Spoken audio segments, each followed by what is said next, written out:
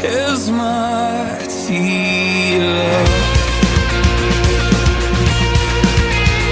We've only glimpsed His vast affection, heard whispers of His heart and passion.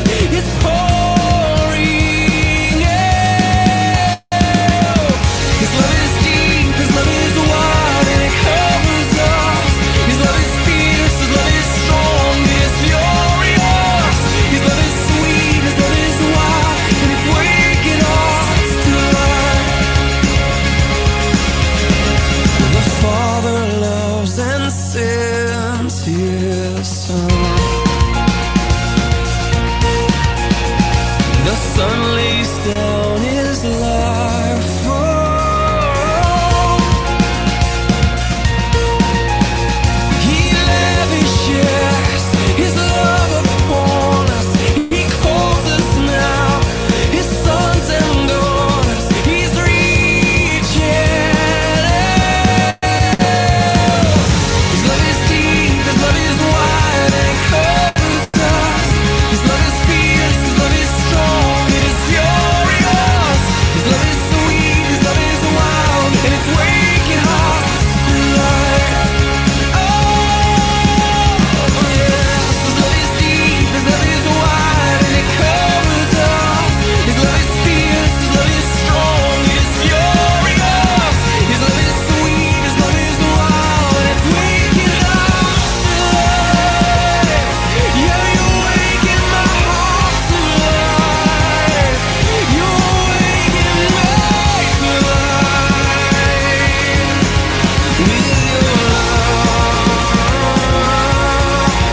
with your love, with your love. Your love is deep, Your love is wide, and it covers us. Your love is fierce, Your love is strong, it is furious. Your love is sweet, Your love is wild, and it's waking hearts to life. Your love is deep, Your love is wide, and it covers us. Your love is fierce, Your love is strong, it is furious. Your love is sweet, Your love is wild, and you're waking hearts to life.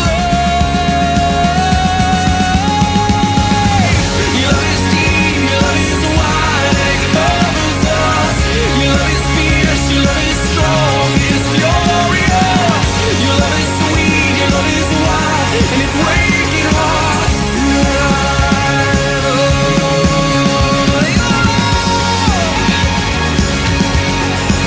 Oh, your sweet, amazing love, waking hearts to life, waking hearts to life.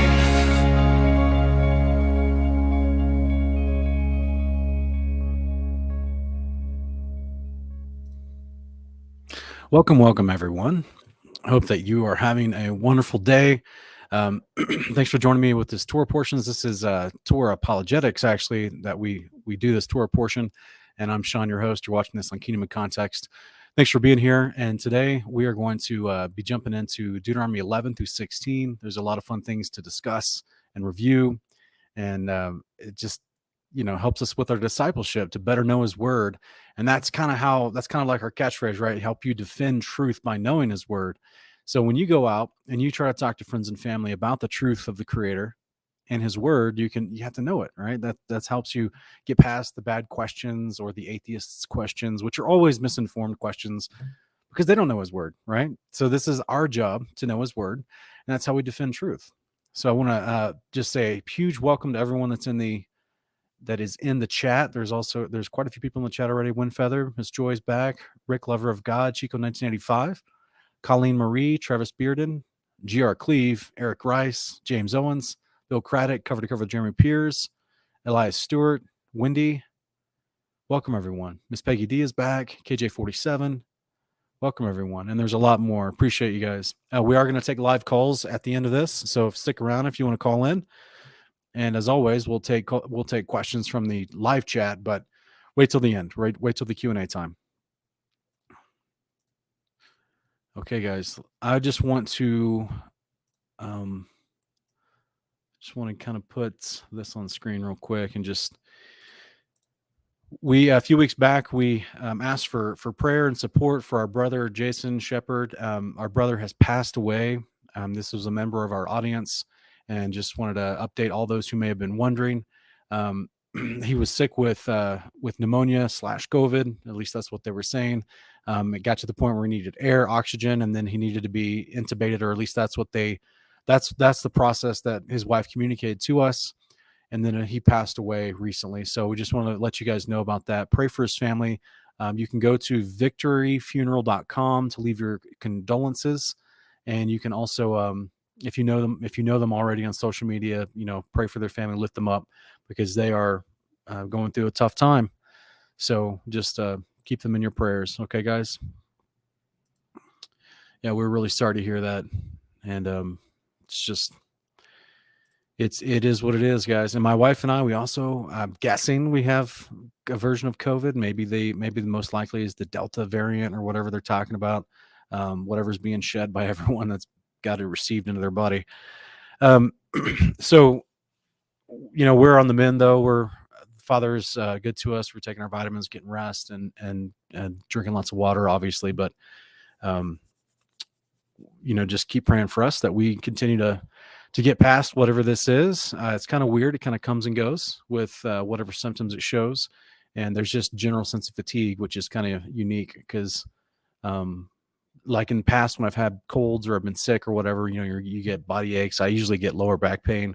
And then you're too tired where I can still do stuff, but I'm just really fatigued super quickly, whereas I shouldn't normally be. And so but ultimately though, the Father's got us. We're okay. Just pray for us if you would, that we continue to go the upward trend of being okay. Let me just put this up real quick.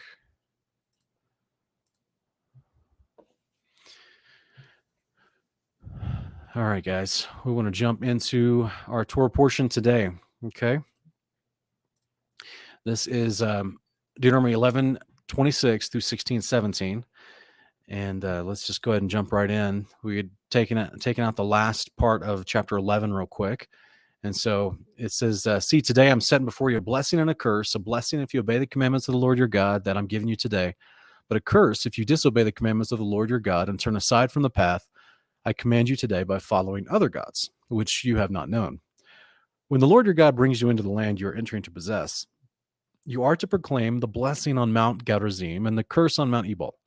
Are not these mountains across the Jordan, west of the road toward the sunset, in the land of the Canaanites who live in the Arabah opposite Gilgal, near the oak of Moreh?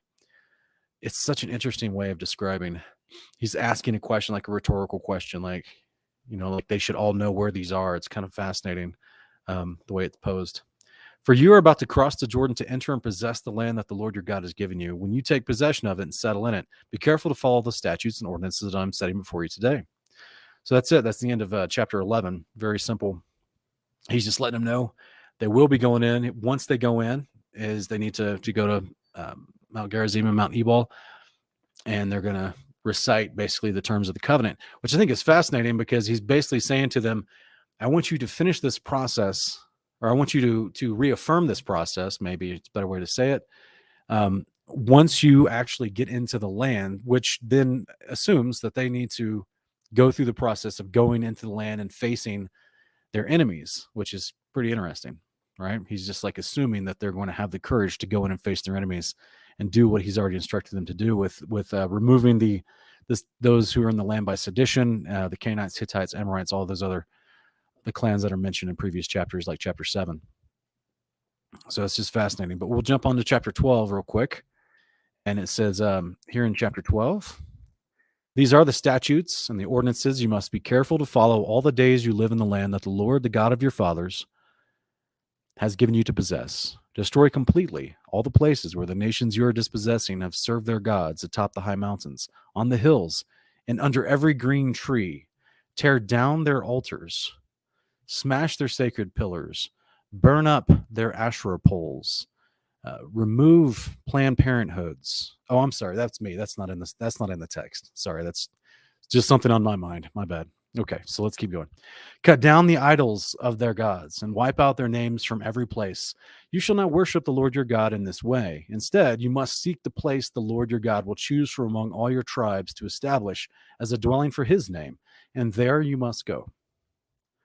To that place that you are to bring your burnt offerings and sacrifices, your tithes, your heave offerings, your vow offerings, and free will offerings, as well as the firstborn of the herds and flocks.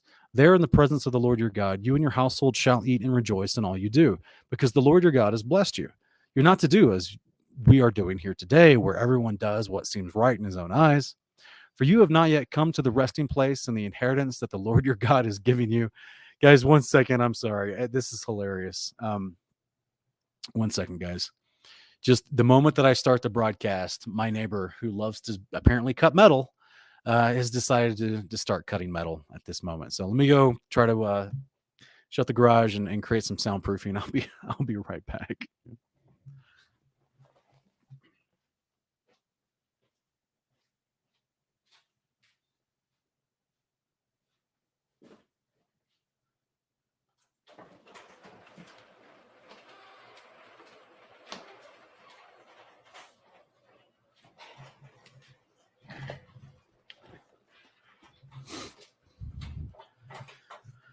Okay.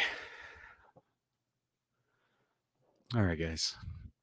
So let's jump back into this. So I think we're in verse 8. You're not to do as we're doing here today, where everyone does what seems right in his own eyes. Guys, put it in the chat if you would. Look at verse 8 with me and put it in the chat. While studying this Torah portion, this little bitty verse popped out to me, and I just always wondered, why is Yahweh saying that? And I have some ideas, but I'd like to hear your thoughts. So put it in the live chat if you will.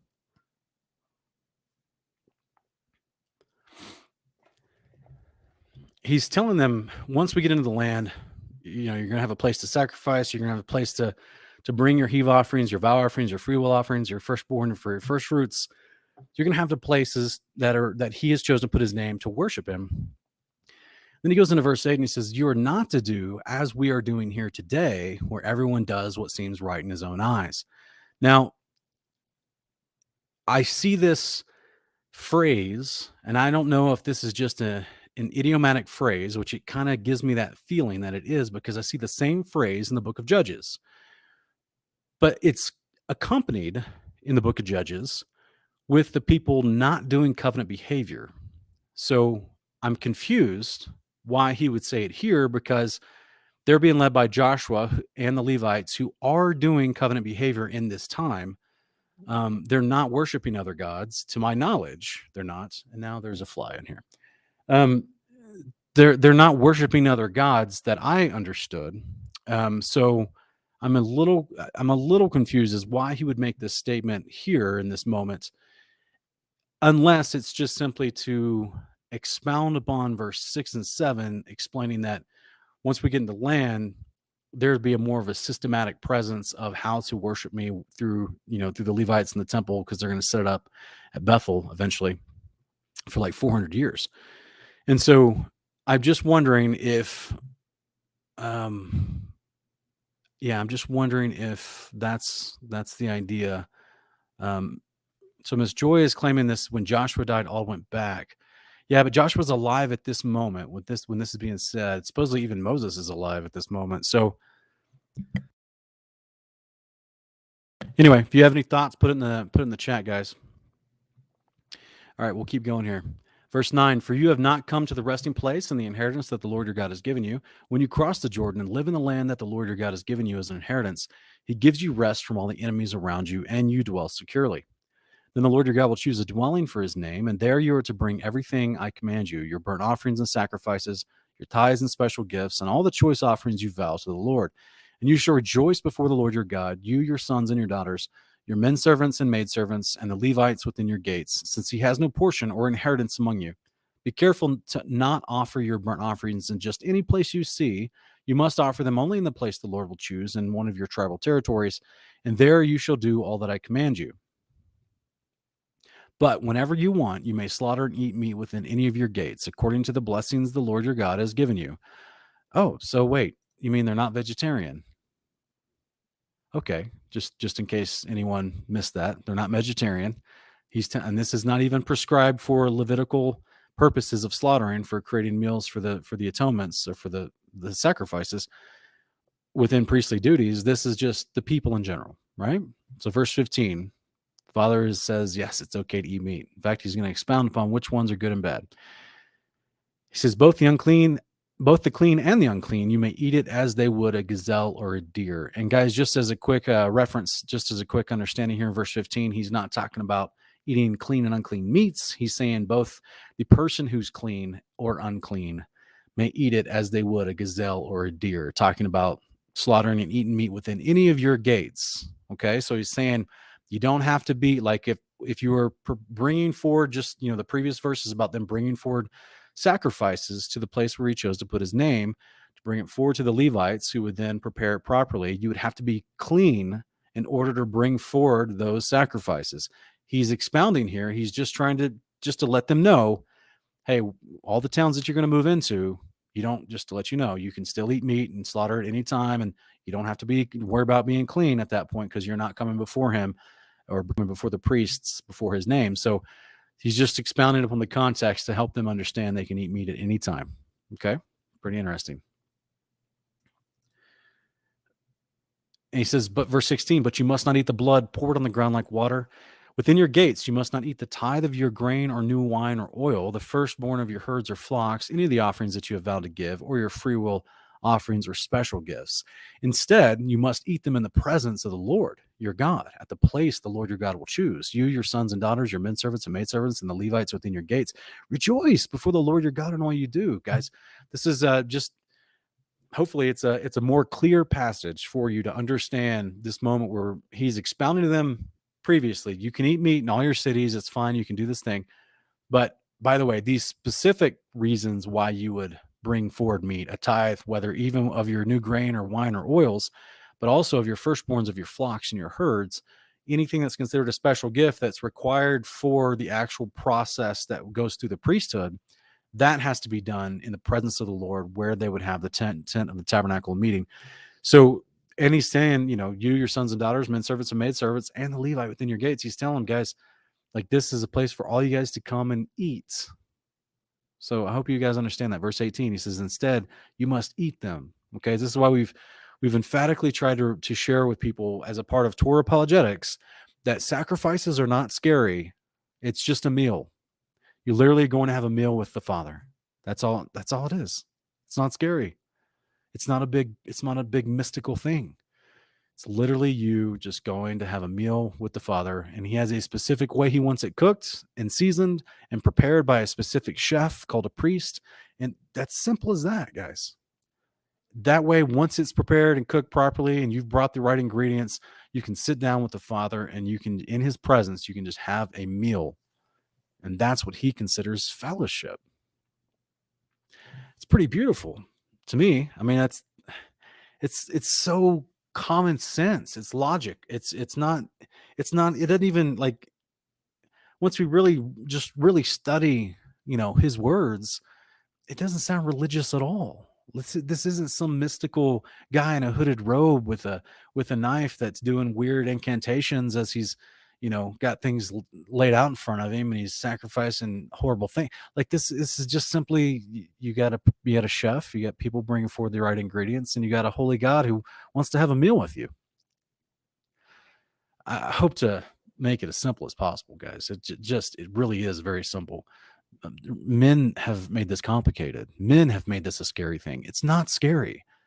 So any church out there, any pastor out there that wants to tell you that Christ did away with sacrifices by his death on the cross, they, unfortunately, and with all respect to those folks, they have no clue what they're talking about. That's all it boils down to. They just don't know the front of the book. So we want to lovingly be able to share with them the truth of the front of the book. Here's a great example to do this: Deuteronomy 12, 15 through 18. So we go on to 19 through 24. And it says, and be careful not to neglect the Levites as long as you live in your land. When the Lord your God expands your territory as he's promised, and you crave meat and you say, I want to eat meat, you may eat it whenever you want. If the place where the Lord your God chooses to put his name is too far from you, then you may slaughter any of the herd or flock he's given you, as I've commanded you, and you may eat it within your gates whenever you want. Indeed, you may eat it as you would eat a gazelle or a deer. Both the ceremonial unclean and the clean may eat it. Talking about the people, right? Even if you're, you don't have to worry about being clean to eat this. He's really just trying to drive the point home, guys, that, there's freedom to eat the meats that are considered food. He's making a distinction between bringing forward an actual sacrifice to the priesthood versus just being, in the tribe of Asher or Naphtali in northern Israel, and or even being outside the land at some point, like we see later. So he's just making sure they understand that meats are not just for sacrifices, that they can eat them as a regular part of their diet. Verse 23, only be sure not to eat the blood, because the blood is the life, and you must not eat the life with the meat. You must not eat the blood, poured on the ground like water. Do not eat it, so that you may go well with you and your children after you, because you will be doing what's right in the eyes of the Lord. But you are to take your holy things and your vow offerings and go to the place the Lord will choose.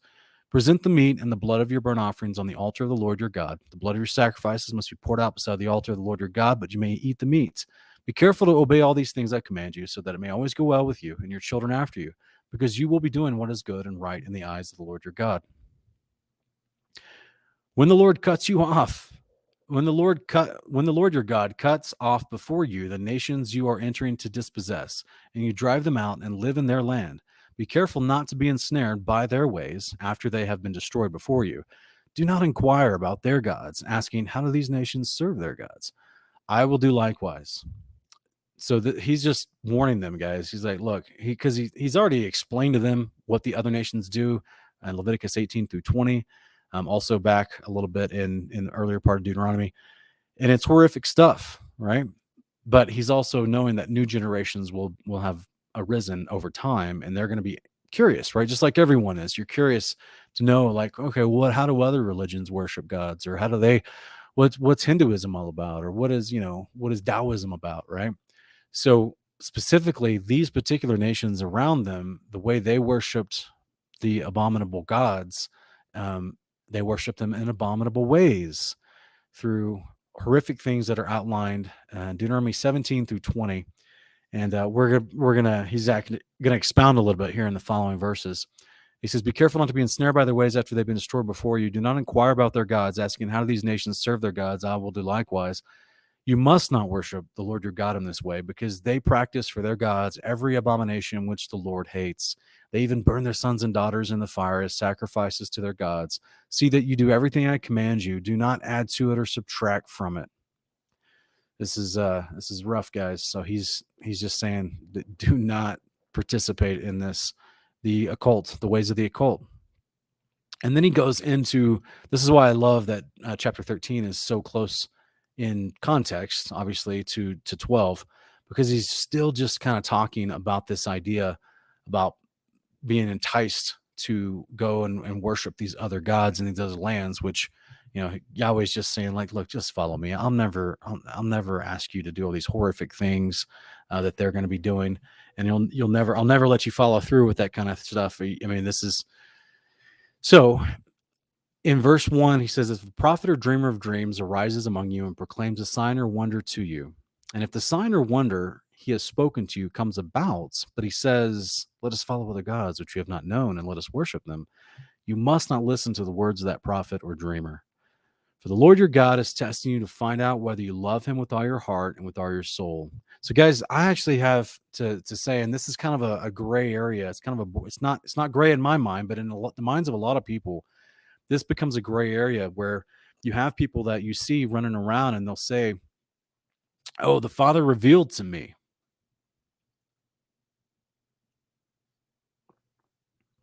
And then the next statement out of their mouth, after they say the Father revealed to them, the next statement is something that is not in Scripture and something that contradicts lots of Scriptures.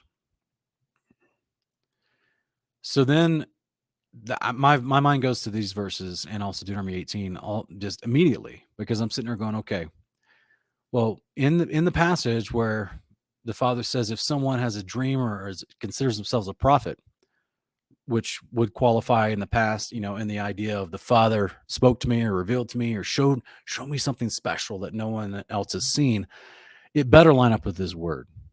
Like he says over and over in these chapters we've been reading, he says, be careful to do all that I command you. So if you suddenly have this dream or an inclination that you feel the Father's told you or revealed something to you, and it contradicts his actual plainly spoken words, well, we've got serious issues, right? So this is very dangerous ground, in my opinion. This is stepping into a false prophet. Okay, this is why we got to watch our words very carefully. And you know, I don't know if you guys have ever heard me on any of my videos ever say, "Well, the Father revealed this understanding to me." I would rather say, what do the words say? Let's study those together. Let's look at them. Let's put them on screen. What do the words say? Let's stick with those as much as we can, because he says, be careful to do all that he has said, all that he has spoken down through his prophecy. He's affirmed, usually with miracle signs and wonders. So as a result of that, I need to test and walk those out first before I get some sort of super amazing revelation above and beyond that supposedly contradicts what he's already plainly said, which is illogical, which will not happen, which his words say makes it false, makes that supposed revelation false. So this is where people will come along and they'll use this claim for veganism. And I know I've already done shows on it on Kingdom Cast, and it just seems to come to my mind when I read this passage, because Yahweh emphatically tries to tell the Israelites, you can eat meat whenever you want. Any of your cities, it's okay. You don't even have to be ceremonially clean. It's okay. You can eat meat. And people will come about and say, oh no, God showed me that it's wrong to eat meat, and that, but Adam and Eve didn't eat meat in the garden. And I'm like, well, that's, for one, Jubilees destroys that, and the Greek even in Genesis destroys that idea. So you've got issues with the word, and you've got issues with the Father here. Now your personal revelation of veganism is causing the Father to have a double standard, and you're superseding by your words and your new teaching what the Father's already plainly said is eternal. So this is where I get problems with this. And a lot of people don't realize that veganism comes from ancient Hinduism, which is a cult ideology, right? And this is what Paul was trying to address with some of those who are weak and new in the faith in Romans 14. So guys, this is the idea that the Father tries to give us a litmus test here in Deuteronomy 13. And I think it's very important that we get these chapters deeply rooted in our hearts so that we can avoid falling into error. Okay. So I'll just start back at the top. If a prophet or a dreamer of dreams arises among you and proclaims a sign or wonder to you, if the sign or wonder he has spoken to you comes about, but he says, let us follow other gods which you've not known, let us worship them, you must not listen to the words of that prophet or dreamer. And guys, I got to say, I'm sorry to stop again, but I got to say this. What we just read, if a prophet or a dreamer and proclaims a sign or wonder among you, and that sign or wonder actually happens, but then he follows it up with, let's worship someone else besides Yahweh. This is what the second beast is going to do in Revelation. This is why I've said this in the past, why it's significant that the second beast would have all lines, signs, and wonders, and why he can actually call fire down from heaven, which was a sign that the angels would do to inaugurate the place of worship, whether it was the tent of tabernacle meeting or this temple Solomon that had built in 1 Kings 8. So that the Bible calls this character in Revelation, the second beast, he calls him a false prophet. So he's going to actually test Deuteronomy 13 and fool a big portion of the world, because a big portion of the world doesn't know Deuteronomy 13. No, Davey, Daniel wasn't vegan. So this idea that you have this false prophet, he's called the false prophet in Revelation 19. And what does he do? He actually produces a false sign to trick the people, to fool as many people as he can. And guys, a lot of people, have really latched on to this idea that gets floated around in Torah communities. And it comes from the ascension of Isaiah, which Ken Heinebrecht and I on Honor of Kings last year, we hopefully we put that argument to rest, because we reviewed the ascension of Isaiah and it showed all the places where it's not a valid book and it doesn't line up with the scriptures, and there's a lot of issues with it textually and historically, and with what its actual theology teaches. And so that's the beast and the second beast are not going to come back acting like they're Jesus, and they're not going to come back proclaiming to be Yeshua. That's not their MO. The man of lawlessness will not try to come back and act like he's the Son of God. they're going to divert worship away from the Son of God. Okay? They're not going to, this says in Revelation 7, they speak great blasphemies against the temple in heaven. So anyway, without getting into a whole separate concept, I just want to remind people, guys, Deuteronomy 13 is a huge chapter to know and learn, because you see this used in a ton of ways in leading up to the return of the day of the Lord, the return of Yeshua. And then when Yeshua returns, he uses this, and I'm going to show you that with some of our companion passages today. So I would strongly encourage folks to really study Deuteronomy 13, really just study it and get it in your heart. Verse 4, let's go with verse 3. You must not listen to the words of that prophet or dreamer, for the Lord your God is testing you to find out whether you love him with all your heart, with all your soul. You are to follow the Lord your God and fear him, keep his commandments and listen to his voice, serve him and hold fast to him. Such a prophet or dreamer must be put to death, because he has advocated rebellion against the Lord your God, who brought you out of the land of Egypt and redeemed you from the house of slavery. He has tried to turn you from the way in which the Lord your God has commanded you to walk. So you must purge the evil from among you. And Yeshua will do that, and does do that in Revelation 19. Verse 6, if your very own brother or your son or daughter or the wife you embrace or your closest friend secretly entices you, saying, let us go and worship other gods, which neither you nor your fathers have known, the gods of the people around you, whether near or far, whether from one end of the heaven or the other, you must not yield to him or listen to him. Show him no pity. Do not spare or shield him. Instead, you must surely kill him. Your hand must be the first against him to put him to death in the hands of all the people. Stone him to death for trying to turn you away from the Lord your God, who brought you out of the land of Egypt, out of the house of slavery. Then all Israel will hear and be afraid, and never again do such a wicked thing among you. Guys, just as a quick point of context, there's a process by which this stoning of a person happens. Okay, this is not advocating for the person just to pick up a stone at random. Say a husband and wife are walking, and the husband turns to the wife and says, let's go worship Molech over in the land of the Ammonites. And let's go take our son and sacrifice him to Molech. And then the wife just has the authority to immediately just pick up a stone and start bashing her husband's head in. That is not what this is saying, guys. There is a process, and that's already outlined for us in previous chapters we've read and previous books we've read, where the Levites are the judges over matters of covenant transgression. Okay, so this is something that the idea of verse 9, where it says you must be the first to first against him to put him to death in the hands of all the people. This would be, you need to go, unfortunately, turn him in, right? If this person is advocating, you would need to take the matter to the elders and the judges so they can apprehend him and stop this incitation of rebellion. Okay, it doesn't mean people can just randomly pick up stones and start trying to kill people. That is the out of context teaching that we see being encouraged by the Pharisees in the New Testament. Because remember what Yeshua reprimanded the Pharisees for them not teaching the law and the prophets and teaching the traditions of the elders. What else did the Pharisees do? They ignored the proper judgment of the law in favor of unrighteous judgment. That's how Yeshua was killed by the Pharisees. So this is a great example in this little passage here for something that, if you just read this by itself and didn't study the rest of the scriptures, if you took this out of context, then you would become like the Pharisees and like the random people in Yeshua's day that were being taught, grab a stone, right? That's chaos in the society.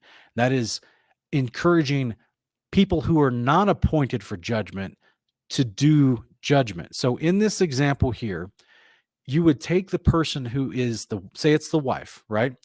And say she realizes her husband is trying to leave the covenant, and he wants to go do this horrific thing, which includes murder by worshiping another god, whether it's Baal or Molech. And she wants to include, and he's trying to include her with, right? So she needs to then, in order to save her son from this horrific form of worship to these false gods, she needs to go tell the elders and the leaders of her people and the Levites around her, hey, I got a serious problem, unfortunately, right? So then if she wants to participate in the actual stoning, if he's convicted, then yes, then she can, and she's, but it's still under the authority, under the supervision, if you will, under the acknowledgement and the awareness of the actual judges of the land, the elders and judges, which would be the priesthood and the Levites. So this isn't just random.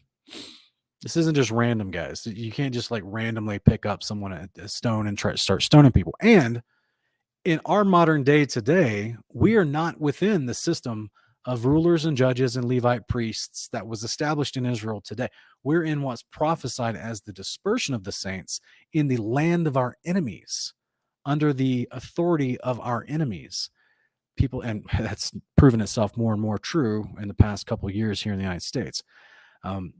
This is not, we are not in the authority or in the context to do the type of judgment that's being described here. Okay. We're in a totally different context, right? We're just expounding upon in their context, in their day, under their system of judges and rulers. We're in a different setting that was prophesied and is explained in scripture. So I just hope you guys understand that. All right.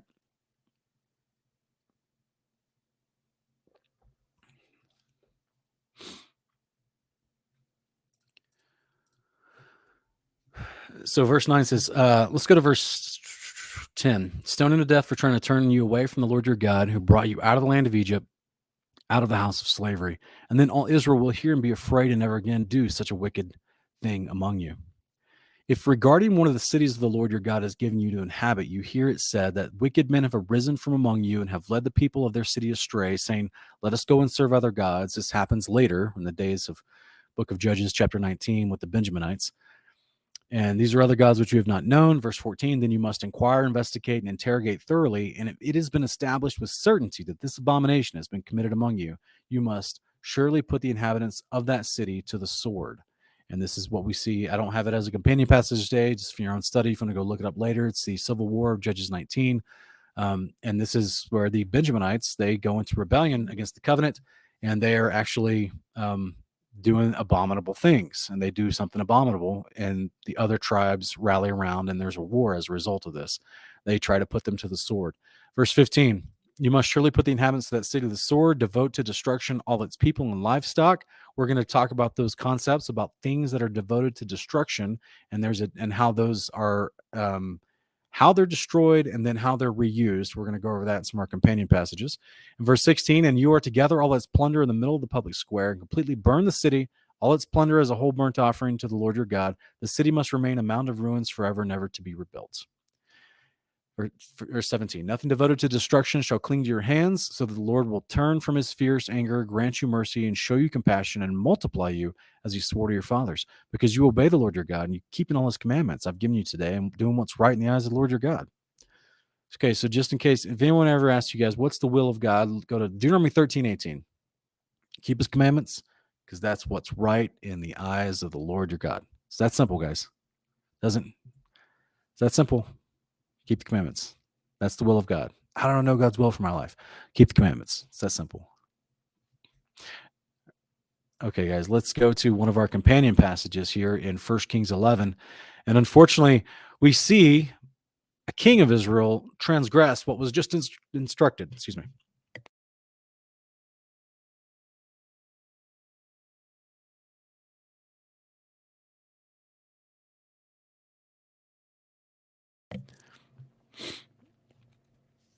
So Solomon's going to basically transgress what Yahweh just spent all this time trying to explain to the people. Do not turn to these other gods. Please do not transgress the covenant. Do not do this. It's going to be bad for you. There's consequences. And here, Solomon, he actually has a moment where he does this in his life. It's pretty sad.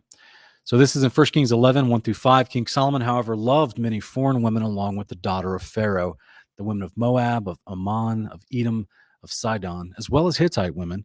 These women were from the nations about which the Lord had told the Israelites, you must not intermarry with them. This goes all the way back to Genesis, by the way. For surely they will turn your hearts after their gods. Yet Solomon clung to these women in love. He had 700 wives of royal birth and 300 concubines, and his wives turned his heart away. For when Solomon grew old, his wives turned his heart after other gods, and he was not he was not wholeheartedly devoted to the Lord his God as his father David had been.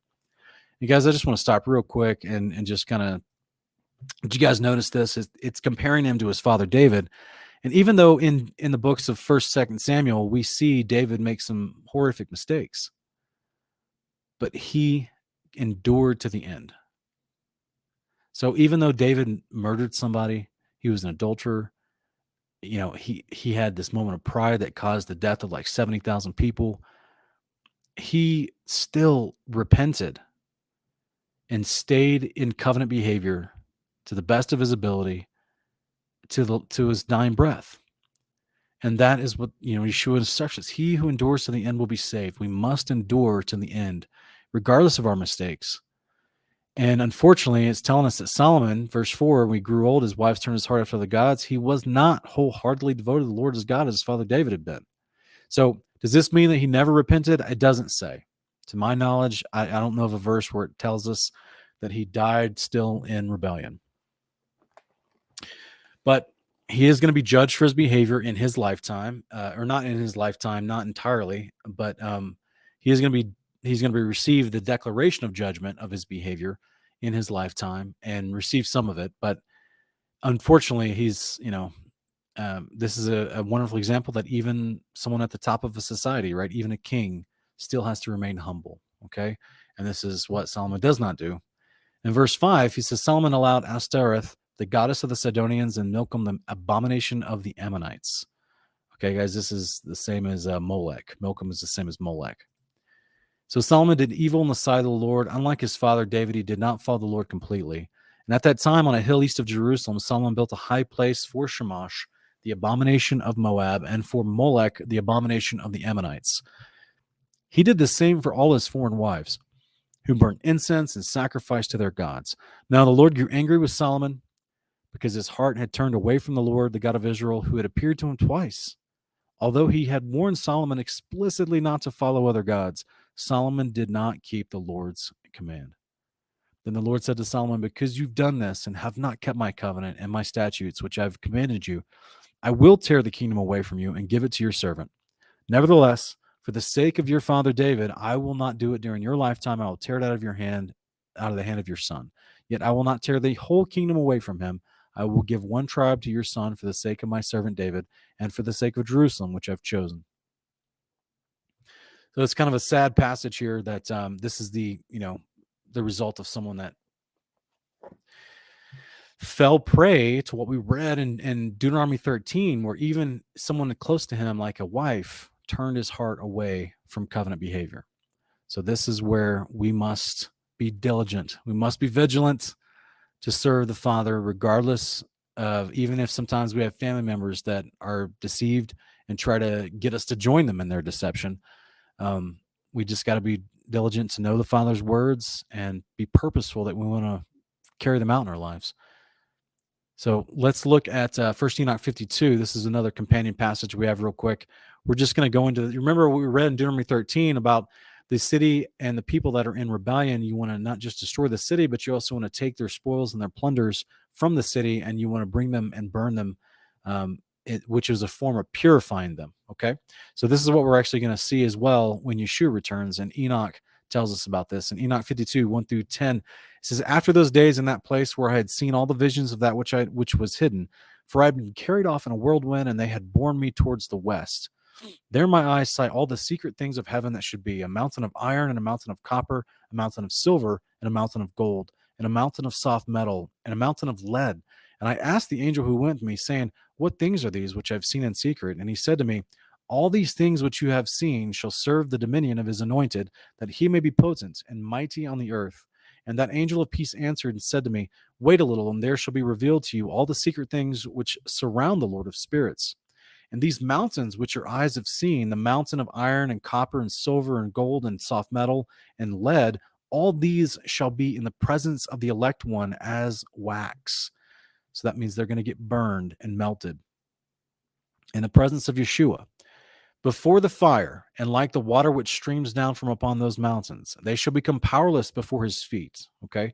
So this is going to be a moment where Yeshua returns, and all the things that are devoted to destruction from all over the world, all these things are going to be brought, whether by the people or the angels that have been cast metal and silver and tin and copper and gold towards idolatrous ideas, concepts, even figurines and statues themselves. Those will be brought to Yeshua and melted like wax, purified by fire. at his feet, so they become powerless, right? He's going to destroy these things in the sight of all the people, which is Torah. This is Yeshua just doing Deuteronomy 13, guys. Did you guys know that Deuteronomy 13 was like a huge component piece of when Yeshua returns? It's amazing. He's going to be doing Deuteronomy 13. This is Yeshua still doing Torah when he gets back. Verse 7, it shall come to pass in those days that none shall be saved either by their gold or silver, and none able to be escaped. This is talking about the people that are being judged, that are going to be called the goats. They're not going to be able to bribe them. They won't be able to escape judgment. Verse 8, and there shall be no iron for war, nor shall one clothe oneself with a breastplate, because there'll be peace on the earth. Bronze shall be of no service, and tin shall be of no service, and shall not be esteemed, and lead shall not be desired. All these things shall be denied and destroyed from the surface of the earth, when the elect one shall appear before the face of the Lord of spirits. Father and Son come to the earth in the New Jerusalem, and this is part of the process of him purifying the earth. And he's just following Deuteronomy 13, guys. It's pretty amazing, right? Pretty amazing. All right, so let's look at it where it's kind of expounded upon a little bit again, the same concept in Ezekiel 39, another companion passage we have real quick. He says, as for you, son of man, prophesy against Gog and declare that this is what the Lord God says. Behold, I am against you, O Gog, chief prince of Meshech and Tubal. I will turn you around and drive you along and bring you up from the far north and send you against the mountains of Israel. Then I will strike the bow from your left hand and dash the arrows from your right hand. On the mountains of Israel you will fall, you and all your troops and the nations with you. I will give you as food every kind of ravenous bird and wild beast. You will fall in the open field, for I have spoken, declares the Lord. I will send fire on Magog and on those who dwell securely in the coastlands, and they will know that I am the Lord. So I will make my holy name among my people Israel and will no longer allow it to be profaned. What did he say, guys, in Deuteronomy 13 about destroying the nations and the idols of the nations? That those idols and those concepts, those people, those cities, they need to be burned with fire. So this is what we've also talked about in I think it's 2 Baruch chapter 27. It's also in the Apocalypse of Abraham. I believe it's chapter 29, chapter 30. Talks about some of these judgments that happens leading up to and on the day of the Lord. And one of them is the conflagration of cities, which means the burning of cities. So this is where, get out of the cities. If you live right next to a Planned Parenthood, I would not be there on the day of the Lord. I would not be close. So, yes, it's coming, and it will surely happen, declares the Lord God. This is the day of which I've spoken. Then those who dwell in the city of Israel will go out and kindle fires and burn up the weapons, the bucklers and the shields and the bows and the arrows, the clubs and the spears. For 7 years they will use them for fuel. They will not gather wood from the countryside or cut it from the forests, for they will use the weapons for fuel. They will loot those who loot them and plunder those who plundered them, declares the Lord God. Pretty wild, huh, guys? Pretty wild.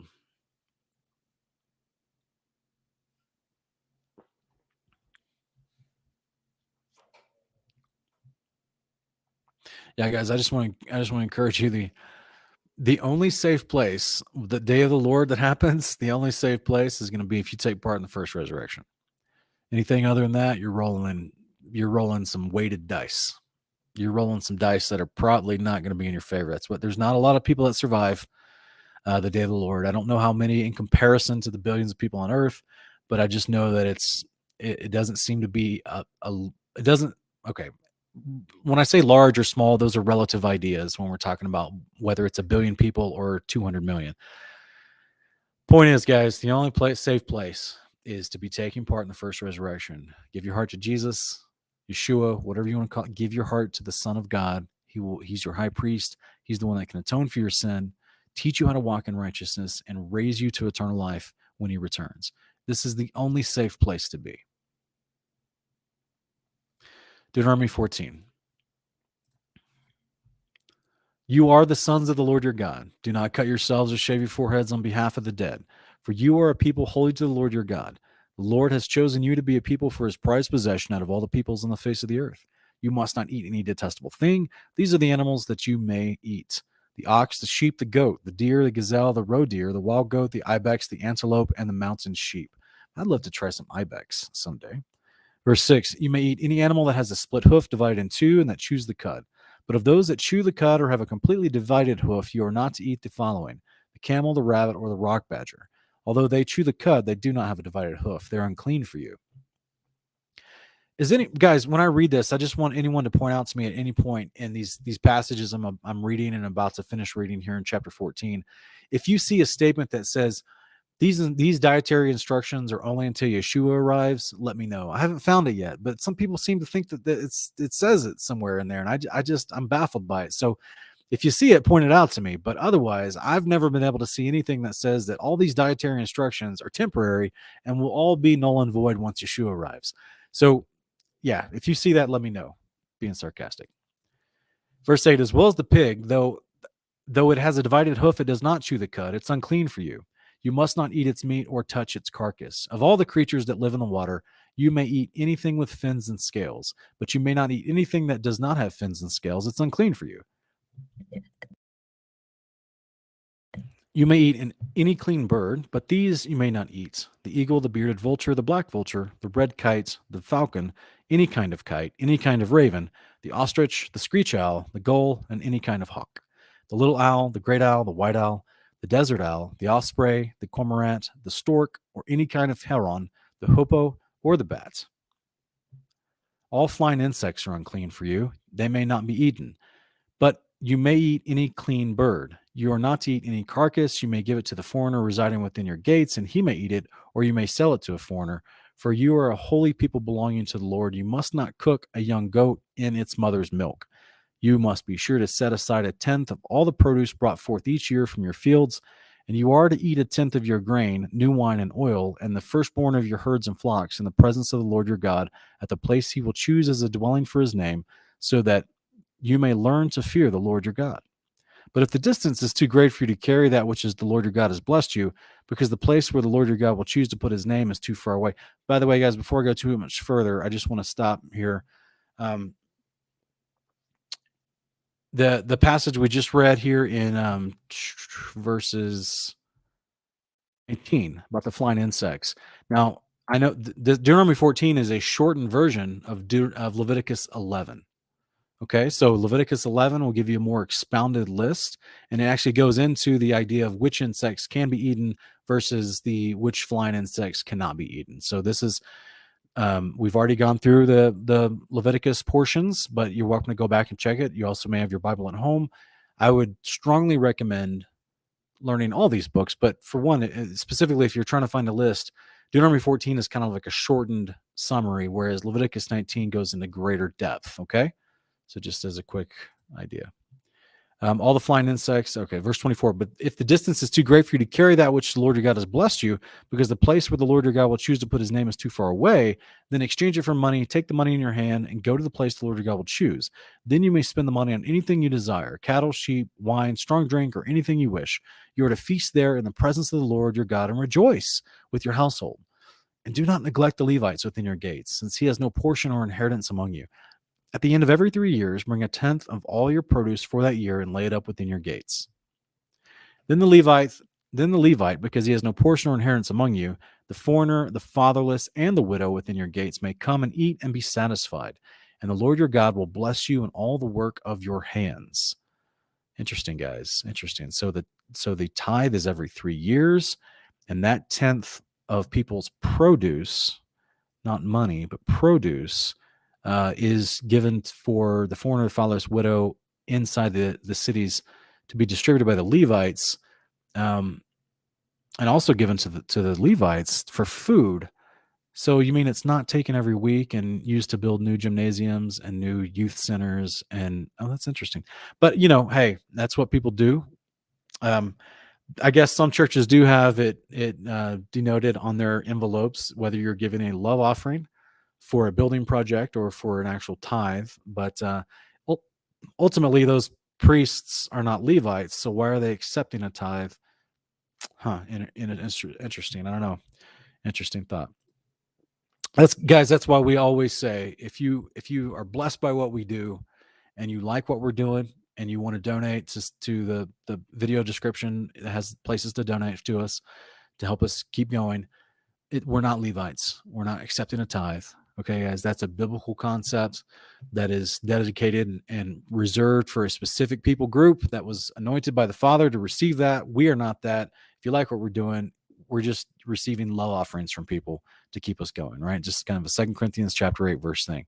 So we're just not Levites. It's not a tithe, okay? But we really appreciate people's good heartedness for whatever love offering that Father puts in your heart, okay?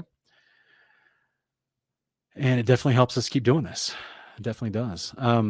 So let's go back and let's finish off Leviticus or Deuteronomy 14:29. That I think I finished that. Okay. So let's go to Deuteronomy 15 real quick. At the end of every 7 years, you must cancel debts. This is the manner of remission. Every creditor shall cancel what he has loaned to his neighbor. He is not to collect anything from his neighbor or brother because the Lord's time of release has been proclaimed. You may collect something from a foreigner, but you must forgive whatever your brother owes you. There will be no poor among you. However, because the Lord will surely bless you in the land that the Lord your God has given you to possess as an inheritance, if only you obey the Lord your God and are careful to follow all these commandments I'm giving you today. When the Lord your God blesses you as he has promised, you will lend to many nations, but borrow from none. You will rule over many nations, but be ruled by none. If there's a poor man among your brothers within any of the gates in the land that the Lord your God has given you, then you are not to harden your heart or shut your hand from your poor brother. Instead, you are to open your hand to him and freely loan him whatever he needs. Be careful not to harbor this wicked thought in your heart. The 7th year, the year of release is near, so that you look upon your brother begrudgingly and give him nothing. He will cry out to the Lord against you, and you will be guilty of sin. Give generously to him. Do not let your heart be grieved when you do so. Guys, why would he be saying this? So he's telling you, like, look, he had just announced that there's a 7-year release coming of debts. But if you see people that are poor, don't harden your heart and say, well, I'm not going to give anything to them because the reason he's poor is because he owes Benjamin down the road some money. Okay. So he's not going to pay Benjamin back with my money that I give to this guy. He's poor for a reason. Let his own consequences be upon him. Therefore, he's going to get out of this debt he owes, and he can start rebuilding his wealth in his life next year, because next year is the year of release, right? So therefore, that moment of charity, that moment of compassion that you could have helped your brother and his family, right, improve their condition and increase their state of mind and their hearts, which is your basic necessities being provided for, and a man being able to create the wealth to take care of his family directly affects his relationship with God. Like it is destroying to the heart of a man if he can't provide for his family. This is why the enemy always tries to institute through governmental oppression abject poverty on the people to keep them like slaves. It destroys the heart of a man with his faith with God. And if you take away the family leaders, what will the wife and the children look to? It's a wicked thing. This is why Yahweh says in verse 9 here that do not harbor this wicked thought in your heart of holding back just because the year of release is near, and then you're like, well, I'm not going to give him. He'll be all right next year. He'll be released from his debt next year. I'm not going to help him out. No, he needs your help now. If you have the excess, if you have the excess to give generously to him, this is going to be a blessing to you if you do. So he goes on to say in verse 10, give generously to him and do not let your heart be grieved when you do so. Because of this, the Lord your God will bless you in all your work and in everything to which you put your hand, for there will never cease to be poor in the land. This is why I'm commanding you to open wide your hand to your brother and to the poor and needy in your land.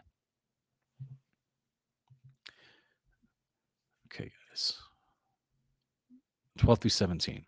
If a fellow Hebrew, a man or a woman, is sold to you and serves you 6 years, then in the 7th year you must set him free. And when you release him, do not send him away empty-handed. You are to furnish him liberally from your flock, your threshing floor, and your winepress.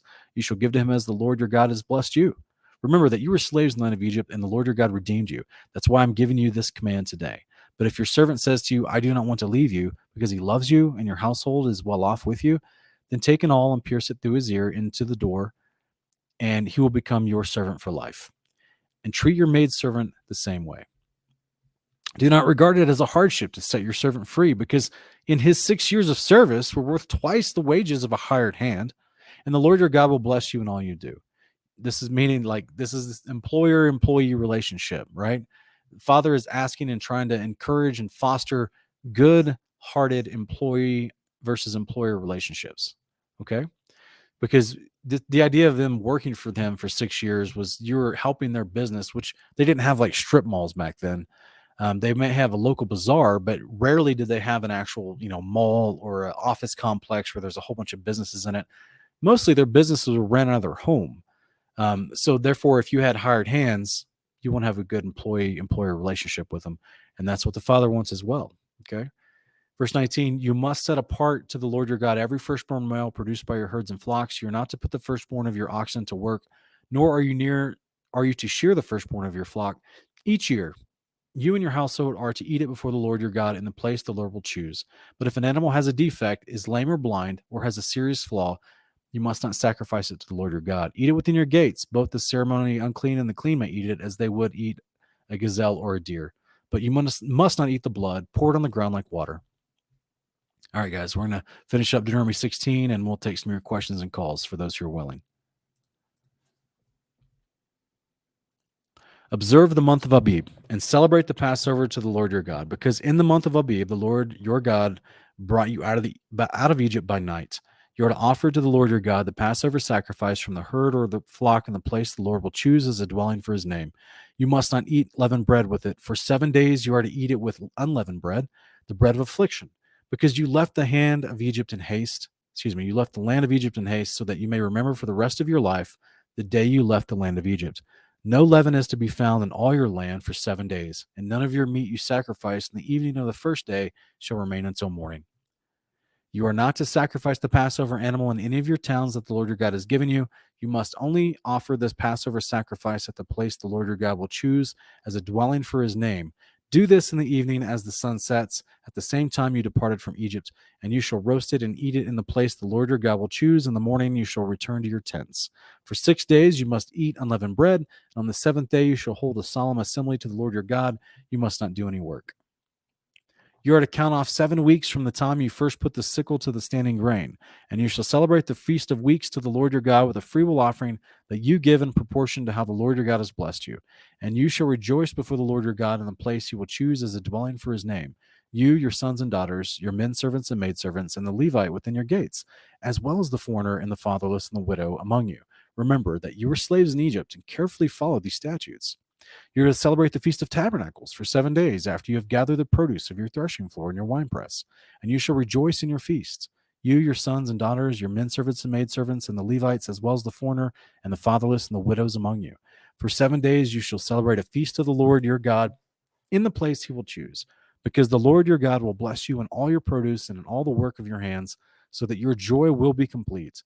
3 times a year all your men are to appear before the Lord your God in the place he will choose, at the Feast of Unleavened Bread, the Feast of Weeks, and the Feast of Tabernacles. No one should appear before the Lord empty-handed. Everyone must appear with a gift as he is able, according to the blessing the Lord your God has given you. And I love this last little verse, guys. It's saying that everyone must appear with a gift as he is able, according to the blessing the Lord your God has given you.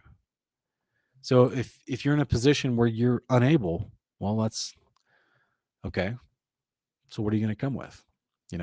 This is why earlier in Deuteronomy 14 it talked about if you live too far away, you get this money, you can just exchange whatever tithe you're going to bring, whatever first fruits you're going to bring, you exchange it for money, and then you can bring that money to the place where the festival is happening and then purchase things there, because the temple would have actually had the actual ability to sell things because they were being given all the excess by all the tribes. So an abundance of produce and wine and vegetation and animals that they could actually sell to the people that might have needed it. So imagine you don't have anything to bring, but you just got a little bit of money. Maybe you want to go and you want to purchase something with whatever you can, with whatever little bit of money you have, in order for you to dedicate that to the Father. So ultimately it's a feast of enjoyment, like you said, and of joy. So it's not supposed to be a burden, no matter your financial status. It's just the Father kind of like, I don't know, it's just like he knows people are at different places in life, and you're not always in a good place. Now let's go back to Deuteronomy 15, right, where it's talking about those who are poor in your land, Right? What did we just read about? Everyone should be celebrating these feasts. You, your sons and daughters, your maid servants, and your men servants. So what does this mean? What happens if one of your men servants is in that 6th year, right? That he's owing you service. And so he's working for you to pay off a debt. What happens if you're the wealthy man that knows about little Jacob over here that's in the 6th year of his service to Saul? And you know that he's going to go to the feast and he doesn't have anything to bring when he goes to the feast because he's in servitude paying off a debt. He's pretty poor. So what you've got all this excess because you've done well for yourself. And you may be 20 years older than Jacob. Well, this is that moment where Deuteronomy 15 kicks in, right? You would take out of your generosity and you say, hey, I want to make sure that Jacob can enjoy the Feast of Tabernacles. I'm going to pay for him to have, a 1-year-old lamb to donate so that he and his family can eat and enjoy it. And he can have something to bring before the Father. Just, all these things go together, guys. The Father just wants people to be loving. So this is, anyway, he's got a perfect system set up, but it requires our hearts to be tender towards our fellow man. You cannot love God and hate people. You can't. It's impossible. So, yeah, anyway. Okay, guys, let's go to an encouraging companion passage real quick that we're going to finish this off with. Where we read about the promises, just as we read of the feasts that are instructed of ancient Israel, we're going to see how when Messiah returns and he clears out the land of the wicked and the New Jerusalem sets down, we're going to see this beautiful description of a time and the place where we will celebrate the feasts of God forever. Isaiah 32, verse 1-6, behold, a king will reign in righteousness, and princes will rule with justice. Each will be like a shelter from the wind, a refuge from the storm, like streams of water in a dry land, like the shadow of a great rock in an arid land. Then the eyes of those who see will no longer be closed, and the ears of those who hear will listen. The mind of the rash will know and understand, and the stammering tongue will speak clearly and fluently. No longer will a fool be called noble. I love that passage. That basically means no more politicians. Nor a scoundrel will be respected. No more politicians. For a fool speaks foolishness. His mind plots iniquity. He practices ungodliness and speaks falsely about the Lord. He leaves the hungry empty and deprives the thirsty of drink. The weapons of the scoundrel are destructive. He hatches plots to destroy the poor with lies, even when the plea of the needy is just. But a noble man makes honorable plans. He stands up for worthy causes. Stand up, you complacent women. Listen to me. Give ear to my word, you overconfident daughters. In a little more than a year you will tremble, O secure ones, for the grape harvest will fail, the fruit harvest will not arrive.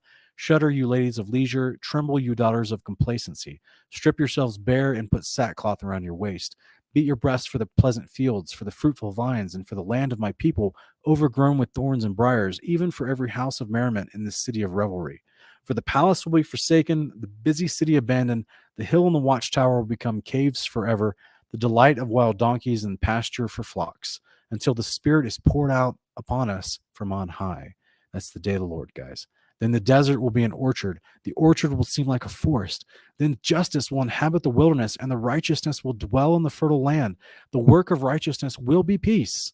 The service of righteousness will be quiet confidence forever. This is when Yeshua returns, guys. Then my people will dwell in a peaceful place, in safe and secure places of rest. But hail will level the forest, and the city will sink to the depths. But blessed are those who sow beside abundant waters, who let the ox and donkey range freely. Yes, there'll be animals in the New Jerusalem. Chapter 33 goes on to say, woe to you, destroyer, O destroyer never destroyed, O traitor never betrayed. When you finish destroying, you will be destroyed. When you have finished betraying, you will be betrayed. I think this is talking about the first beast, Apollyon. He's also referenced in Isaiah chapter 31. As the Assyrian who will be destroyed with a sword not made by men. In verse 2, he goes on to say, O Lord, be gracious to us. We wait for you. Be our strength every morning, our salvation in time of trouble. The peoples flee the thunder of your voice. The nations scatter when you rise. Your spoil, O nations, is gathered as by locusts. Like a swarm of locusts, men sweep over it. The Lord is exalted, for he dwells on high. He has filled Zion with justice and righteousness. He will be the sure foundation for your times, a storehouse of salvation, wisdom, and knowledge. The fear of the Lord is Zion's treasure. Behold, their valiant ones cry aloud in the streets. The envoys of peace weep bitterly. The highways are deserted. Travel has ceased. The treaty has been broken. The witnesses are despised, and the human life is disregarded. The land mourns and languishes. Lebanon is ashamed and decayed. Sharon is like a desert. Bashan and Carmel shake off their leaves. Now I will arise, says the Lord. Now I will lift myself up.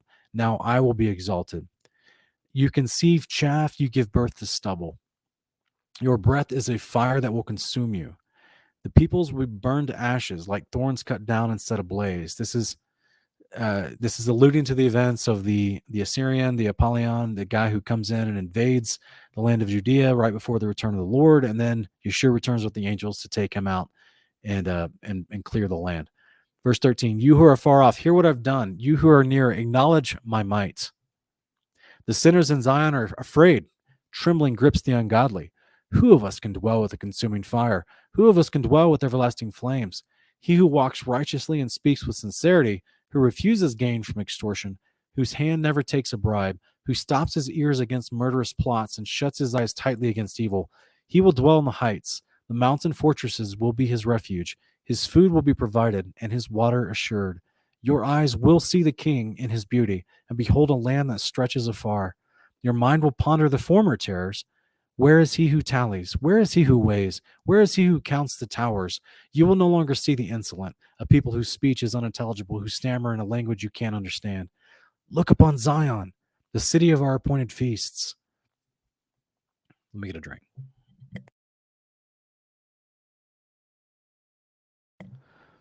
I love this passage, guys. We were just reading about the feasts that are instructed for Yeshua or for Israel to follow. And this is just as in past times, it will be when the New Jerusalem arrives. This will be the place where Yahweh's put his authority, where Yahweh's put his name. This is the place where his son reigns as king of the covenant. Look upon Zion, the city of our appointed feasts. Your eyes will see Jerusalem, a peaceful pasture, a tent that does not wander. Its tent pegs will not be pulled up, nor will any of its cords be broken. But there, the majestic one, our Lord, will be for us a place of rivers and wide canals, where no galley with oars will row, and no majestic vessel will pass. For the Lord is our judge, the Lord is our lawgiver, the Lord is our king. It is he who will save us. Your ropes are slack, they cannot secure the mast or spread the sail. Then an abundance of spoils will be divided, and even the lame will carry off plunder. And no resident of Zion will say, I am sick. The people who dwell there will be forgiven of iniquity. How beautiful, guys. That's the resurrected being mentioned in that last passage right there. That's Isaiah 32 and 33. This wonderful moment, just piecing together and pushing together events leading up to the day of the Lord, and then the day of the Lord itself, and then the promise of how life will be peaceful. Everyone will be taken care of when the New Jerusalem has descended. It starts the millennial reign, and Yeshua is there, and all the resurrected saints are there. Those will be all the princes, and that'll be full of righteousness, and that the other people will see with amazement and wonder. So it's just a beautiful promise that's coming. It's the gospel of the kingdom, guys. This is the promise of the kingdom of the Father and the Son will come down to earth and will establish peace on the earth. The wicked will be removed. Righteousness will reign. Abundance, perfect health care, perfect food. There'll be no issues with nations fighting nations for resources. There'll be no mass worldwide deception, healthcare deceptions like we're currently experiencing. It will be a place of security and peace. So hopefully that's an encouragement to you guys. I'm going to put this banner on screen. This is the call-in link. And let me also put it in the live chat for anyone that wants to call in and ask a question. If you also don't want to call in, but you just want to ask a question in the live chat, put it in all capitalization so that I myself can see it easily as I scan through the chat.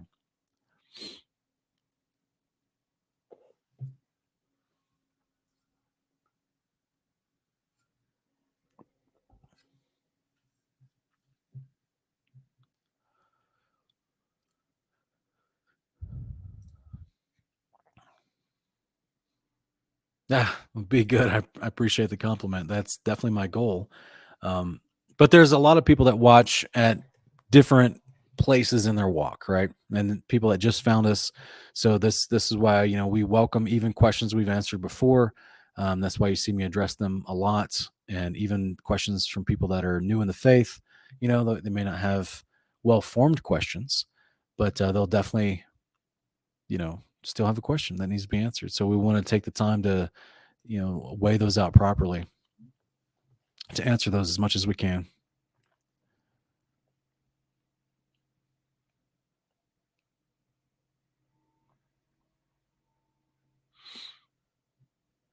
Sergey, Friday night, my milk and meat, that was the actual presentation I gave at the Take on the World conference. And so I don't think anyone filmed. I think someone did film that conference. I think Westways Music has that up, but it's, be honest with you, it's kind of hard to hear because it's a video filming someone on stage with a mic. So it's much thanks to West Blaze, or maybe possibly Morgan, who filmed that. But I don't know if you can hear everything I'm saying at the time. But that's why I just redid the presentation for our milk and meat Friday night. So that's already up on our channel. You go check that out from our last video.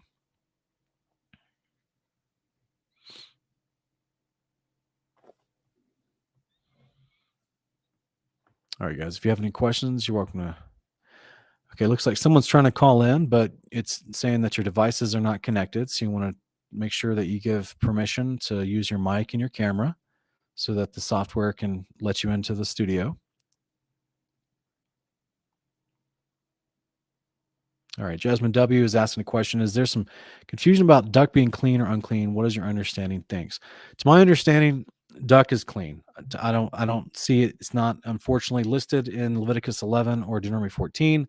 But just like chickens, it seems to be of the same family of land fowl that would be clean. So that's to my understanding. If anyone has any other information, we're going to pass it on.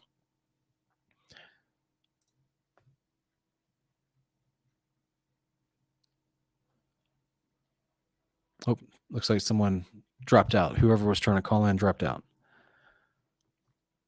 Just try again. Yeah, I think you have to give permission through your phone or your computer for the software to use your camera and mic.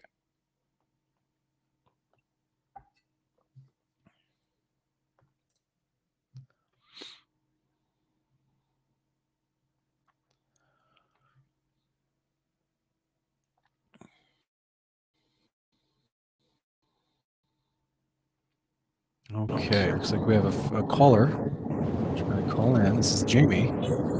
Jamie, are you there? Hello. Let me put on my headphones so I can hear you Yes, better. can you hear me? Okay, yeah, I hear you. Hey there, what's your question?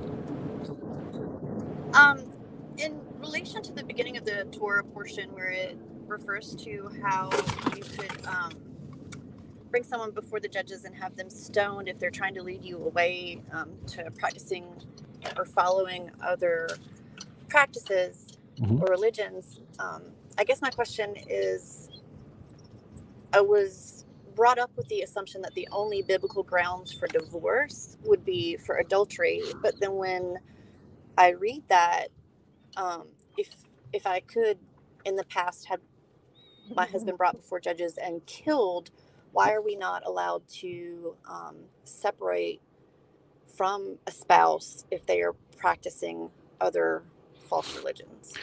Well, we've talked about in previous portions about the practices of worshiping these other gods, and that did include adultery. Does that make sense? So when they, like, if you read some of the sexual morality that took place at the temples to Baal and Molech and Ashtaroth, it was not just simply human sacrifice, but there were also lots of sexual morality with temple prostitutes, both male and female.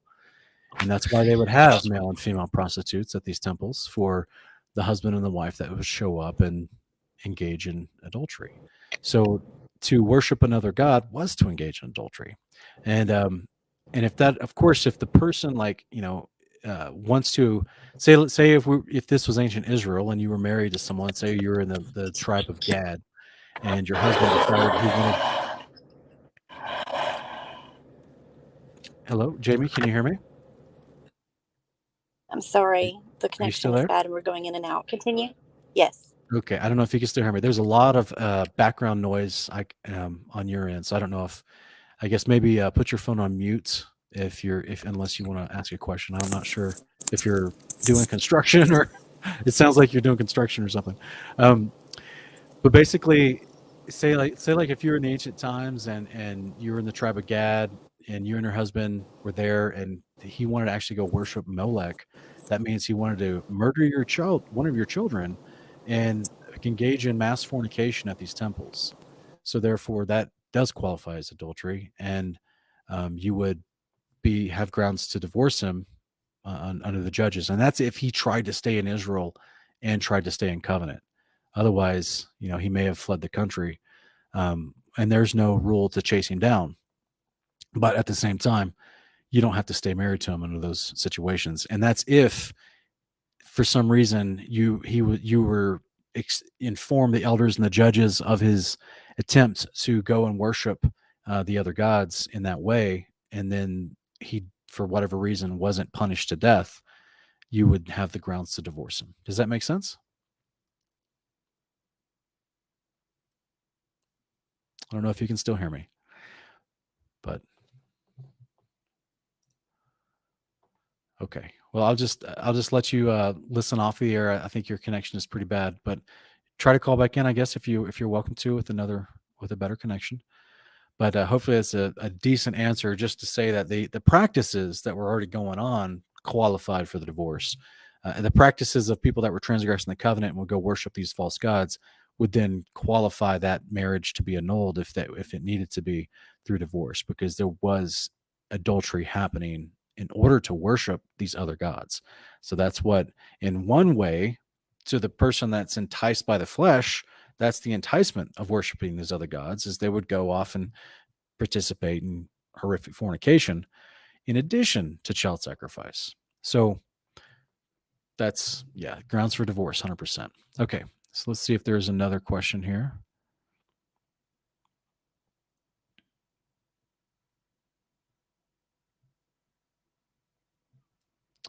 Brother Shannon Mackey is asking, what's your understanding about eating, say, liver from a cow? I don't see any command against it. As far as the liver, you're not obviously doing a sacrifice if you're just trying to cut up the cow and eat it. But then you would also, some people would be inclined to then say, well, what about the eyeballs? What about, the heart? What about, other parts of the cow? I personally would just stick to the meat, the general sense of the muscle and the meat. But at the same time, I don't see a command against eating the liver of a cow. It is called a clean animal. So um, I guess by technicality, it would be okay to eat. All right. Twinkle Toes is asking in Revelation 5, 8 to 12 ish, who are the elders that say in verse 9 they're redeemed from out of every tribe and tongue and people and nation? Well, the elders we have to look at it real quick. It's respectfully, I think you might be conflating two concepts being mentioned within your question is conflating those two concepts. So let's look at Revelation 5 real quick.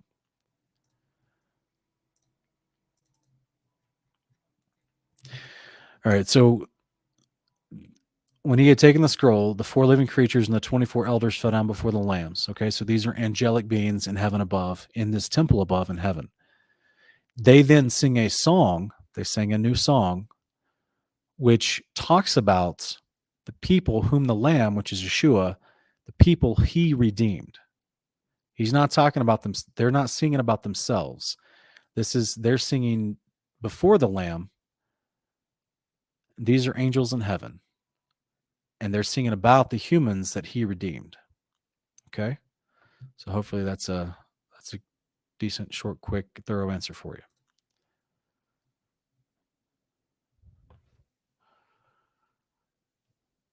West Blaze, no, brother, I did that Friday night, and I got to expound too, which took the opportunity to expound in places where I didn't have time during the actual presentation. So, but I appreciate the offer, brother.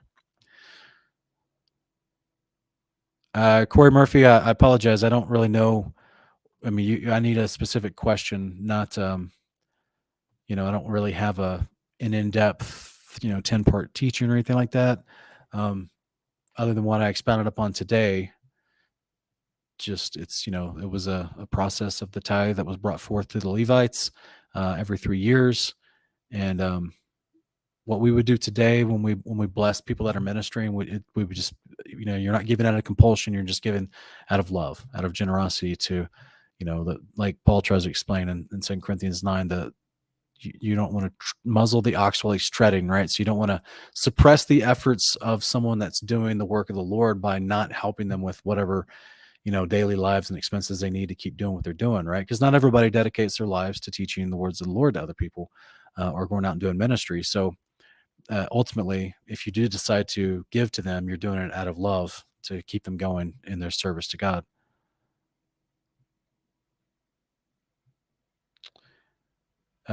Jesus is the King of Kings is asking, do you cast out demons? I've personally never I've witnessed demons being cast out, but I've personally never cast them out myself. I've been given the ability to do that through the Spirit of God, through my high priest Yeshua, if that situation ever arises. So I'm willing to do it. I'm ready and willing. I got locked and loaded with the Spirit, man, just ready to. But I've never been in a situation where, at least outside of the time that I watched it, past that time, I've never been in a situation where it was required. Mr. Bear, I apologize. I don't understand your question. Can you please reword or expound your question?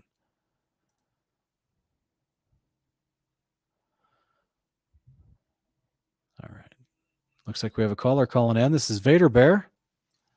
Hey, brother. Hey. Welcome. What's up, Sean? How you doing, brother? I'm good. Welcome. Thanks for calling in. Oh, my pleasure, dude. Always blessed by your shows and all the great stuff you and Wes are doing. So definitely appreciate that. Cool. And also Thanks, heard you got to meet a really good friend of mine, Anthony Dickinson, at Take on the World.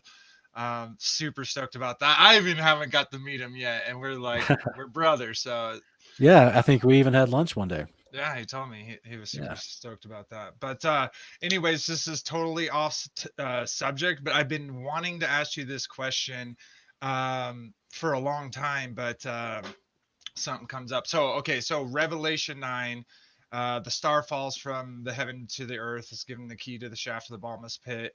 And when it opens up again, okay, you know the whole thing. So the smoke arises out of it, and out of the smoke come the lotus. And then it goes on to describe them, and then it tells us that their king is him in the bottomless pit, Apollyon or Abaddon.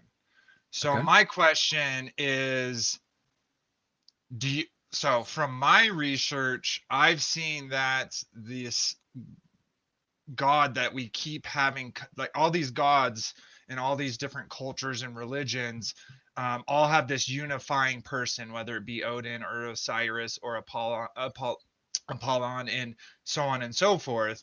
So my question is, do you think that Apollyon is different than Apollo? Do you think, because for my Nimrod to me is all of these people. That's who all these mystery religions are worshiping, is this man who became God, right, in their eyes. So do you think, so first question, do you think Apollyon and Apollo, i.e. Nimrod, do you think that's all the same? Do you think Nimrod's down there and he's coming out of the pit? Or do you think that's a whole separate character in the story? Well, first, the word Apollyon is just the Latin transliteration of the word Apollo. Okay. That's what I thought.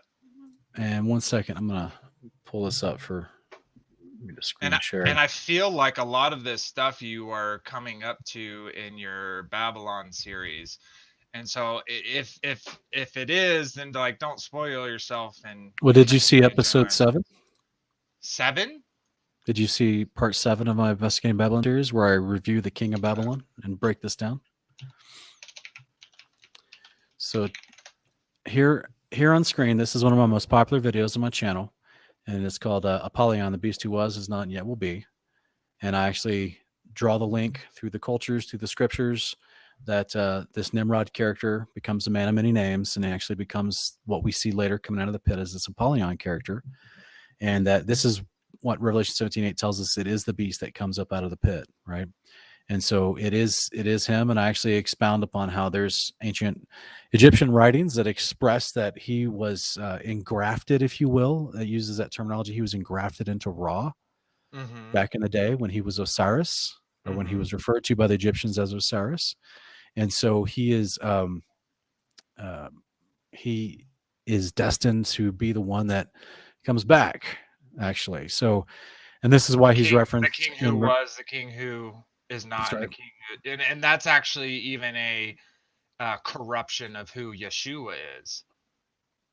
You know what I mean? Like a king who was, a king who was, a king who is, and a king is yet to come. Do you kind of get what I'm saying? Because like he stepped off his throne, and then he was here, and then he died, but yet he'll come back. But anyways, totally off subject. Now, it's in Revelation 1 is what you're referring to, but Mhm. but ultimately, though, Apollyon, from my understanding, from the like part 7 of my Investigating Babylon series, I go over the king of Apollyon, and I touch on some things in that video that's not in the video I just put on screen. And so, but ultimately, there is a version of, if I could make this super quick, Totally. Ra is what the Egyptians referred to, that the Hebrews would have called Satan, the Azazel character, the Satan character. The Egyptians referred to him as Ra. And then he was the head patron god of ancient Egypt, whom then had his underling, Hades. And then Hades was replaced by Osiris. And so Hades is still in the mix. I actually believe he's the second beast in Revelation. And he's coming back with Apollyon. And that's why it's referred to as Abaddon, or death and destruction, is the beast. And then Hades is also follows close behind him. And these are the two that pop out, and they're both, the first and second beast, are under the authority of Ra, Satan, the dragon. And by the way, the word Ra in Hebrew just means evil. So I think it's very fitting. But ultimately, this is where this guy comes from, and he's coming back, and he's one of the very few people that was given the ability through a process. He was given the ability to be able to come back. And so I try to go over that process in that video I just put on screen, this idea of Apollyon, and I talk about the actual Djed from ancient Egypt. And so it's supposedly, according to their writings, was the conduit by which it created Osiris's mortal flesh and made it immortal. So basically, it's as in the Nephilim before the flood, what they were doing. Osiris became that type of Nephilim as in before the flood through the watcher angel Azazel, who we refer to as Satan, because he was also in the mix before the flood, creating these specific types of Nephilim, whom even if they lose their body, their spirits still remain. The unclean spirits. So this is why he can, once the angel opens up the bottomless pit, he can come back out. And so this is where, and then I even go, and I think it's part 6. I go over the chimera scorpions that we see in Revelation 9. So go check out my lotus, which is the lotus coming out of the smoke. That is the smoke. What's described as likened unto locusts. Yeah. Yeah, exactly. And then I always feel like from that's going to be the bad aliens. The bad aliens are going to talk. We know who his king actually is, so we know that, they're going to attack, obviously, those without the seal of God on forehead. And then like the good aliens being Osiris, Nimrod, all of them actually coming out to light and being like, no, we are your gods, is kind of how I imagine it from scripture happening. And then to one of your points, you were saying, oh man, it just totally dropped off my head. All right. Anyways, yeah, well, I appreciate it. That was pretty much my thought. So do you think, like, also quick little thing I remember now is do you think that's the alchemical representation of what the philosopher's stone is, whatever that process is of which was making you immortal, is like reflected in one of the mystery religions, i.e. alchemy? It's possible. Their perverted definition of the word illumination. Totally. God uses the word illumination to refer to the promise of the covenant, where you receive eternal life in an incorruptible body. Whereas the enemy's idea of illumination is to give you this this old school pre-flood version of Nephilim status, where you will live forever until you're destroyed by the lake of fire, but you don't live forever in the state that you want.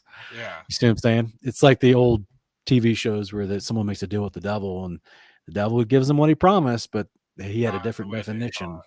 Mhm. right? It's of just terms. like our modern day judicial system, where legal speak is completely different than actual speech, where yeah, it's insane how that's even corrupted into our system. But whatever, Yeah. we're waiting for a new kingdom anyway, so We whatever. are, So yeah. We are for sure.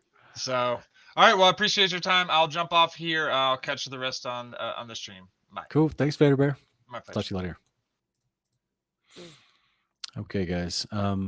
Cindy K. Snavely, she's asking, am I the only person publishing the New Testament with the extra biblical text? No, the Sefer Publishing, they do that as well. But they have a very specific translation that they've chosen and created. So I will be including books they do not, but that's fine. But yeah, they have options for you as well. Jason Kinney is asking, what scriptures lead you to believe the lake burns the souls from existence? Matthew 10:28 is the first and biggest one. Yeshua tells us that it's God who can destroy both the body and the soul in Gehenna, the lake of fire. So this is why it's so important to understand you don't get to live forever in the lake of fire.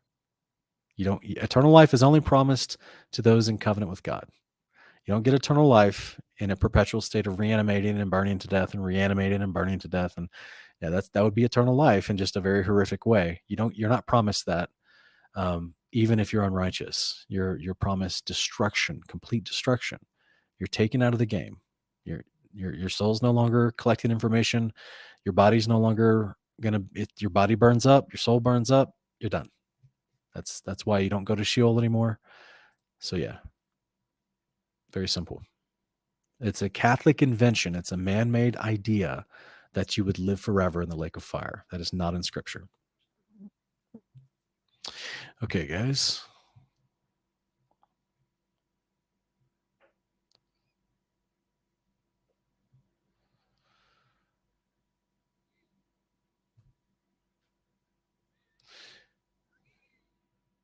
Andrea Coughlin, I actually do, and it's in Kingdom Cast, though. It's on my secondary channel, Kingdom Cast. If you go to my playlist in Kingdom Cast, it's actually I review the two witnesses and expound upon them as I'm going over Matthew chapter 20. So if you go into my Matthew series on Kingdom Cast, and it's I think it's even in the title talking about the two witnesses. And then if you want to, I don't have the link right now, but it should be easy to find in my videos under Kingdom Cast channel. Matthew 20 and the two witnesses is to the gist of the title of the somewhere. Hopefully that helps.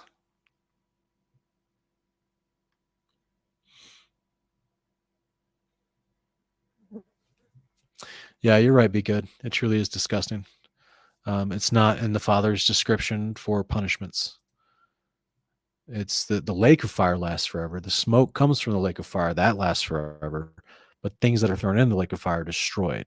They don't live forever in the lake of fire. That's the opposite of the idea. Why be thrown in the lake of fire? They could just stay in Sheol if you wanted them to live forever and not have a body. So that's the purpose of the lake of fire, is to destroy body and soul. This is why the angels that are rebellious are even thrown in there and destroyed. So same thing with the beast and the false prophet. They're destroyed in the lake of fire.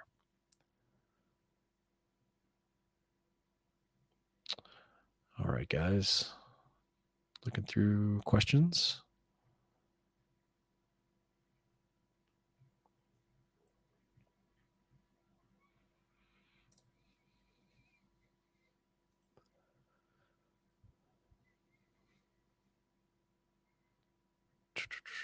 All right. Don't see a lot more questions, and no one's calling in, guys. We'll end the show. We hope that you have enjoyed Brother Shinemak is asking about the next series. It's coming this week. If I can get all my notes together. As you know, I've been gone for like 7 to 10 days. with all the traveling, because I live really far from Ohio, so getting there and back was an ordeal because we're not flying, because we're not getting the jab. So we had to drive, and I was just gone for 7 to 10 days. But yeah, try to have that ready this week so we can pick up the future part of the future 7 episodes that cover the future Babylon. And that's my goal, to have the next one ready this week. All right, guys, I really appreciate y'all. I hope that this is a blessing to you. And let me see here.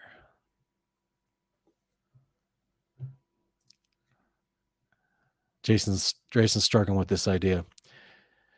Their torment is the reference of the place that they're thrown into.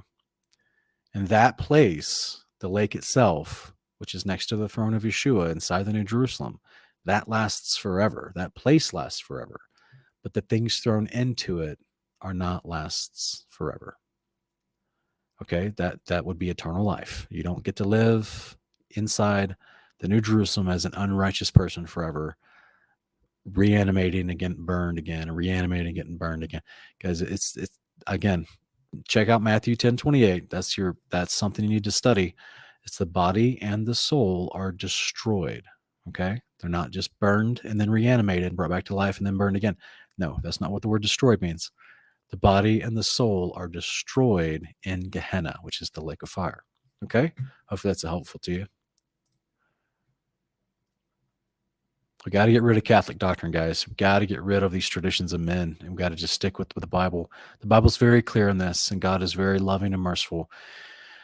Twisted, satanic Catholic doctrines are creating atheists in droves. We've got to get away from that stuff. Just stick with the scriptures. All right, guys. Y'all are awesome. Appreciate everybody. And we hope to see you next time.